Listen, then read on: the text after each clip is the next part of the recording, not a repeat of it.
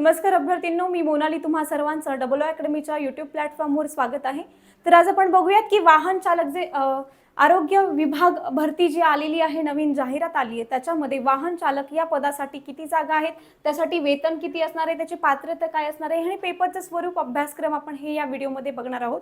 तर व्हिडिओ शेवटपर्यंत पहा, म्हणजे तुम्हाला जे डिटेलमध्ये इन्फॉर्मेशन जी इम्पॉर्टंट आहे, जी हवी आहे फॉर्म भरण्यापासून ते एक्झाम म्हणजे पेपर देईपर्यंत ती आपण या व्हिडिओमध्ये बघूयात। ओके, तर सुरुवातीला आपण बघणार की पदासाठी पात्रता काय आहे, परीक्षेचं स्वरूप कसं असणार आहे, अभ्यासक्रम कशा पद्धतीने असणार आहे, वेतन किती असणार आहे। विदाउट वेस्टिंग टाइम आपण सुरुवात करूयात। व्हेइकल ड्रायव्हर म्हणजेच काय, वाहन चालक हे आरोग्य विभाग भरतीमध्ये एक पद आहे। त्याच्यासाठी बघा तुम्हाला शैक्षणिक पात्रता जी सांगितलेली आहे ती आहे 10वी उत्तीर्ण, म्हणजे 10वी पास असायला हवं तुम्ही।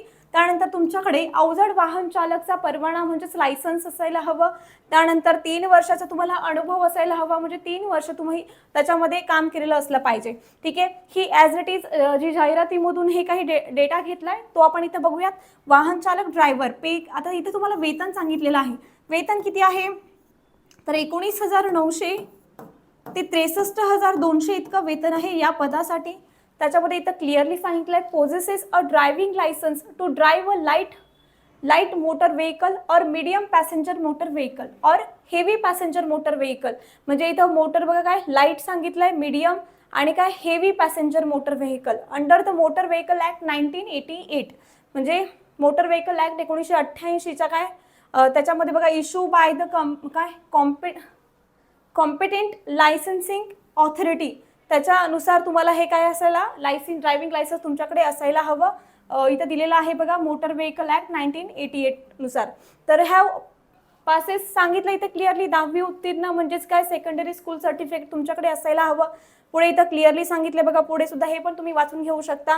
Possesses not less than 3 years experience of driving light motor vehicle or medium passenger motor vehicle, म्हणजे 3 वर्षापेक्षा कमी एक्सपिरियन्स नको आहे तुम्हाला, 3 वर्ष एक्झॅक्टली एक्सपिरियन्स किंवा त्याच्यावर एक्सपिरियन्स असेल तरी सुद्धा चालणार आहे। ठीक आहे, आता इथे पुढे सांगितले possesses basic knowledge of repairing the motor vehicle, तुम्हाला बेसिक नॉलेज असायला हवं।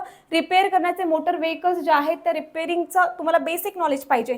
Have a clean record of driving motor vehicle and possesses a good health, म्हणजे तुमच्यावरती तुमचं रेकॉर्ड जे आहे ड्रायव्हिंगचं ते एकदम क्लीन असायला हवं। त्याच्यावरती तुमच्यावर कोणत्याही प्रकारची केस वगैरे नसेल, ते बेस्ट असणार आहे, कारण तुम्हाला इथे क्लिअरली सांगितले क्लीन रेकॉर्ड तुम्हाला असायला हवं। ओके, आता आपण बघूयात की परीक्षेचं स्वरूप कशा पद्धतीचं आहे। तर हे इम्पॉर्टंट आहे सगळ्यात। एक तर सर्वांना माहिती आहे की सार्वजनिक आरोग्य विभागाची जी एक्झाम होतीये ती यावेळेस ही एक्झाम जी TCS कंडक्ट करणार आहे। ठीक आहे, म्हणजे ऑनलाईन एक्झाम होणार आहे। त्यानंतर याच्यामध्ये सुद्धा प्रश्न किती असणार आहेत, 100 प्रश्न, गुण असणार आहेत 200। ठीक आहे, एक प्रश्न 2 गुणांसाठी असणार आहे, टोटल वेळ असणार आहे 2 तास। ओके, त्यानंतर मराठी, इंग्लिश, सामान्य ज्ञान म्हणजेच GK आणि बौद्धिक चाचणी, हा जो काही पेपरचा फॉर्मॅट आहे। ठीक आहे, हे 4 विषय आहेत, ते टोटल असणार आहेत 20% गुणांसाठी, म्हणजेच किती 20 प्रश्न असणार आहेत टोटल 40 गुणांसाठी। ओके, म्हणजे प्रत्येक विषयासाठी 5 प्रश्न असतील 10 मार्क्ससाठी, असे टोटल 4 विषय झाले 40 गुणांसाठी। ठीक आहे, म्हणजेच 20 प्रश्न 40 गुण। त्यानंतर विषय आधारित 80 प्रश्नांकरिता 160 गुण असणार आहेत। ओके, त्यानंतर बघा उपसंचालक आरोग्य सेवा परिवहन पुणे यांच्या स्थापनेवरील पदांकरिता व्यावसायिक चाचणी परीक्षा देखील घेण्यात येईल। ही व्यावसायिक चाचणी परीक्षा काय आहे एक्झॅक्टली माहिती आहे का, तर ही आहे तुमची ड्रायव्हिंग जी की तुमची टेस्ट असणार आहे। ड्रायव्हिंग म्हणजे तुम्ही ड्राईव्ह कशा पद्धतीने करता ह्याची टेस्ट घेण्यात येईल, ही असते व्यावसायिक चाचणी परीक्षा। ओके ओके, तर आता पुढे अभ्यासक्रम बघूयात। सगळ्या एक्झामच्या जे काही दृष्टीने जो अभ्यासक्रम आहे तो आपण बघितला, याचा सुद्धा आपण बघूयात।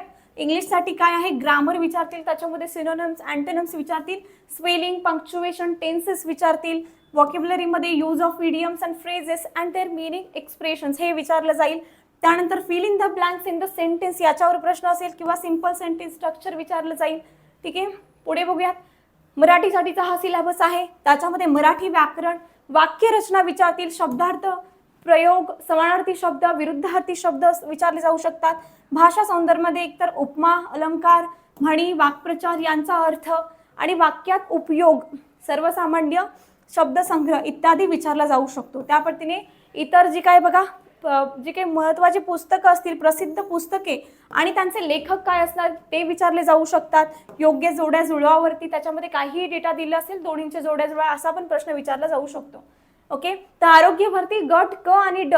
ठीक आहे, तर आता याच्या सगळ्या ज्या काही याच्यामध्ये पद आहेत त्यांच्या आपल्याकडे बॅचेस सुरू होत आहेत. ठीक आहे, 1 सप्टेंबर पासून तर काही बॅचेस सुरू झालेल्या आहेत, तुम्ही न्यू ॲडमिशन सुद्धा करू शकता.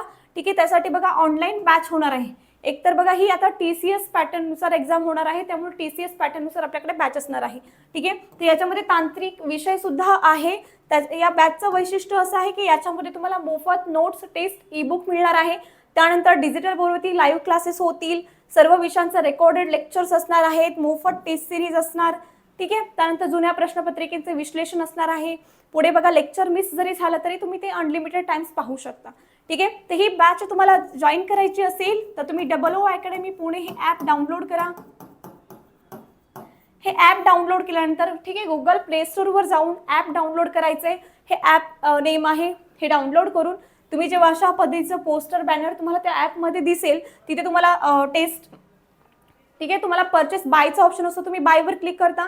त्यानंतर खाली तुम्हाला कुपन कोड दिलेला असतो. ठीक आहे, तिथे विचारतात, तिथे कुपन कोड जर तुम्ही हा M8N जर ॲड केला इथं तर तुम्हाला ही जी बॅच कोणती असेल ग्रुप क आणि ग्रुप ड मधली म्हणजे ग्रुप C आणि ग्रुप D मधली जी कोणती बॅच परचेस करायची असेल ती 10% डिस्काउंटमध्ये तुम्ही परचेस करणार आहात. त्यानंतर GK म्हणजे जनरल नॉलेज. ठीक आहे, म्हणजे सामान्य काय ज्ञान. ओके, याच्यावरती प्रश्न विचारले जाऊ शकतात. त्याच्यामध्ये महत्त्वाचं म्हणजे तुम्हाला करंट अफेअर्सवर विचारला जाऊ शकतो प्रश्न. मग ते करंट अफेअर्स असतील, इंडियाचे असतील किंवा इंडियावरती असतील किंवा महाराष्ट्र लेवलचे असतील. ठीक आहे, त्यानंतर इंडियन हिस्ट्री, इंडियन जॉग्रफीवरती प्रश्न विचारला जाऊ शकतो.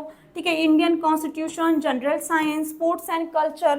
त्यानंतर राईट टू इन्फॉर्मेशन ॲक्ट 2005 आणि महाराष्ट्र पब्लिक सर्व्हिस ॲक्ट 2015.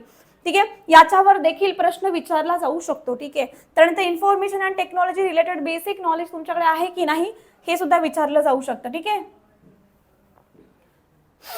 नंतर लॉजिकल ॲबिलिटीमध्ये तुम्हाला इथं लॉजिकल ॲबिलिटीमध्ये aptitude test, basic arithmetic knowledge, mathematics, त्याच्यामध्ये न्यूमेरिकल, जेब्रा, जॉमेट्री, स्टॅटिक्स याच्यावर काही प्रश्न विचारले जाऊ शकतात.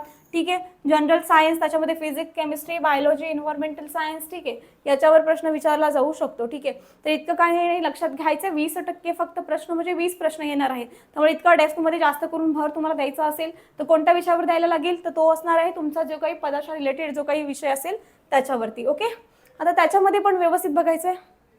आता हा तांत्रिकचा विषय तुमचा. ठीक आहे, म्हणजे तुमच्या पदाशी निगडीत असणार आहे तो हा इम्पॉर्टन्स त्याला का द्यायचं आहे कारण याच्यावरती टोटल 80 प्रश्न असणार आहेत, म्हणजे 80% प्रश्न याच्यावरती असणार आहेत. ठीक आहे, मग बघूया आता इथे काय लिहिलंय, knowledge of traffic rules and road science याच्यावरती प्रश्न असू शकतो. किंवा इथे काय लिहिलंय, generalise knowledge of spare parts related to automobiles.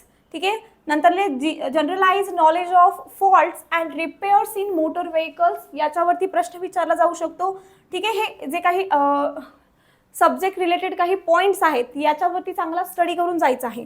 पुढे सांगितले knowledge of basic safety standards to be follow while driving motor vehicle याच्यावर देखील प्रश्न विचारला जाऊ शकतो. सो याच्यावरती डेप्थमध्ये स्टडी करायचं आहे कारण क्लिअरली सांगितलं की 80% क्वेश्चन याच्यावर असणार आहेत.